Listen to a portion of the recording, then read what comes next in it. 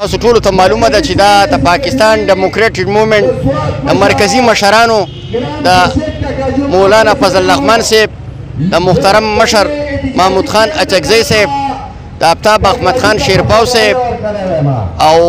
د شهباز شریف صاحب د پی ډی ایم د عزتمندو مشرانو په اپیل باندې دا احتجاجي کیمپ د 24 تاریخ نه د اتوار د ورځې نه راواله د دې نننی 20 تاریخ پورې دا سلسله روانه ده. 15 ورځې احتجاجي کیمپ ته هم په دې مقاصدو باندې جوړ شوی دی چې تاسو ټولو ته معلومه ده چې زموږ په دې پښتونخوا وطن کې کومه ملامتونکې ګراني په موږ په دې قام باندې مسلط شوې ده، کم بدامني په دې قام باندې مسلط ده، کم په سوات کې او په ملکنډ کې او بیا په منګوره کې په کاروباري طبقې او په عوامو باندې چې کم ظالمانه او ناروا د ټیکسونو د نفاذ یو کوشش جاری دی دلته، نو په دې وجه باندې پی ډی ایم دا فیصله کړې ده چې موږ به د هغه وخته پورې 15 ورځې پلان احتجاجي ورکړی دی چې د هغه وخته پورې به دا زموږ دا تاریخ جاري څو پورې چې کم دا سلیکټډ او نامنهاد جمهوري حکومت په دې قام باندې چې په زور باندې مسلط راغلی دی د دې په خلاف باندې ټول د پاکستان ټول انسانانو له پکار دا دي چې د پارلیمنت په ځای باندې دا خلک راوځي بلې سړکونو کې د خپلې فیصلې حل کړي، ځکه چې پارلیمنت چې کوم دی د پارلیمنت نه مکمل طور باندې د ربړ یو سټیمپ جوړ شوی دی. نن په پارلیمنت په موجودګۍ کې ټولې فیصلې په ایواني صدر کې کېږي، ټول د اردیننسو په ذریعه باندې نن دا ملک روان دی. په دې ملک کې جمهوري ادارې چې کومې دي هغه مفلوجې دي. تاسو ولیدل چې زمونږ پارلیمنت موږ دا غواړو، پی ډی ایم دا غواړي، پښتونخوا ملي پارټي دا غواړي چې پارلیمنت چې دی دا د یو بالادسته ادارې، عدلیه دې مکمل طور باندې آزاد وي، عدلیه دې مکمل طور باندې غیر جانبدارانه وي، پرنټ میډیا او پریس چې دی دا به مکمل طور باندې آزادي، دا به غیر جانبداري وي. نن که تاسو وګورئ په پریس باندې پابندیانې لګېدلې دي، په صحافیانو باندې هم پابندي لګېدلې دي، او بل طرف ته په دې ملک کې دوی د جمهوریت ډنډورې غدا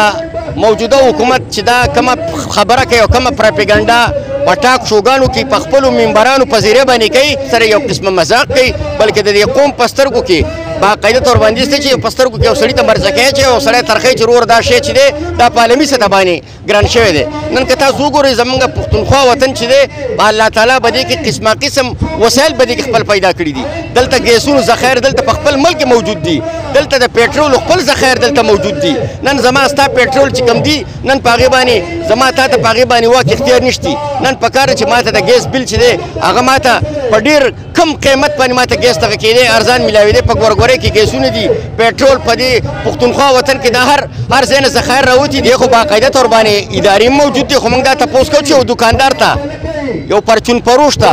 د غټ کارخانې نه ورته یو شی په ګران قیمت میلاوي به په خپله باندې ګران ورکوي که نه. تاسو له مثال در کومه چې په 100 روپۍ باندې د وړو تروړه وه، نن په 1400 روپۍ ولیده چې په 400 به یو اخېسته، نن په 1400 یو کېږي. موږ دا حیرانو، دلته خو ادارې موجود دي،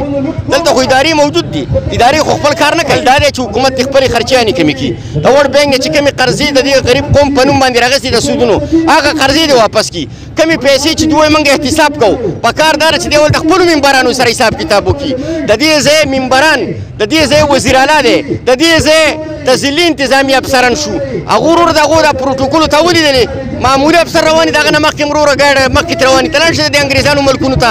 وزیر اعظم به یې رواني، وزیر به یې رواني، نه به ورسره پروټوکول نه به ورسره سکیورټي. ولې په دې ملک کې د دې قوم سره ظلم زیاتی کېږي؟ د وړو په بورې پسې هم د سوات د انتظامي د افسرانو ګاډی راځي، د ماچیسو په ډبي پسې هم راځي. وزیر ممبر خو لا غټه خبره ده، وزیر اعلی ته وګوره څونه غټ پروټوکول پسې اوس سوات ته چې راغلی و، دومره غټ پروټوکول تا چېرته لیدلی و چې کمې جلسې کړې وې او په جلسو کې چې بیا کم خلک یې کېنول. د نننی احتجاجي کیمپ چونکې دا د پی ډي ایمو د مشرانو په حکم باندې په ملک کې چې کومو بدترینه مهنګایي ده په هغې سلسله کې د 15 ورځو کال ورکړی شوی د جلسونو په شکل کې، د احتجاجي مظاهرو په شکل کې. په دغې حواله باندې موږ په نشاط چوک او منګوره کې پی ډي ایم جماعتونه دا کیمپ لګولی دی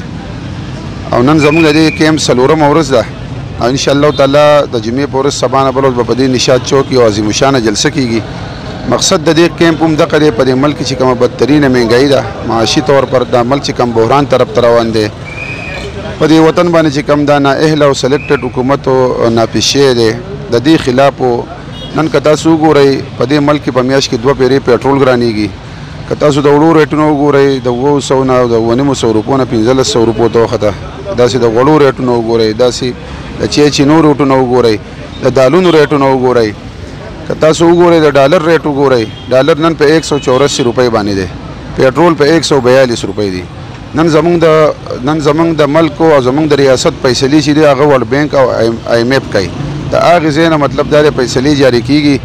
او د هغې حواله باندې مطلب دا دی چې د هغو دا یو پلیننګ دی چې دا ډالر به هم 200 روپو ته خیږي د دې سره سره به پتا زمونږ په دې خلکو باندې به دا پیټرول هم 200 روپو ته خیږي د مهنګایۍ سره د دې نااهله حکمرانانو سکار نشته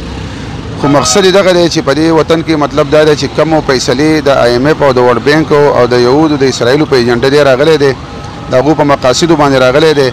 نو نن د احتجاجي کیمپ موږ د عوامو دپاره راوتو د غریب ولس دپاره راوتو نن که تاسو وګورئ په دې ملک کې د میډیا سوشل میډیا دور دی روزانه په اخبارونو کې تاسو ګورئ خلک په خودکشیانو باندې مجبوره شوی دی خلکو خپل بچي حلال کړي دي خلکو مطلب دا دی چې خپلو بچو له زار ورکړي دي نو دغه د پی ډي ایم د مشرانو هم دغه یو وینا ده دا 4م کال دی د دې نااهله حکومتو او د پی ډي ایم مشرانو هم دغه یو وینا کوي چې مطلب دا ده چې کوم دا سلیکټ شوی حکومت چې به د قوم مسلط شوی دی نو دا د ایجنډو باندې راوستی شوی حکومتو هغه مقاصد د دونه مطلب دا دی څه پوره شو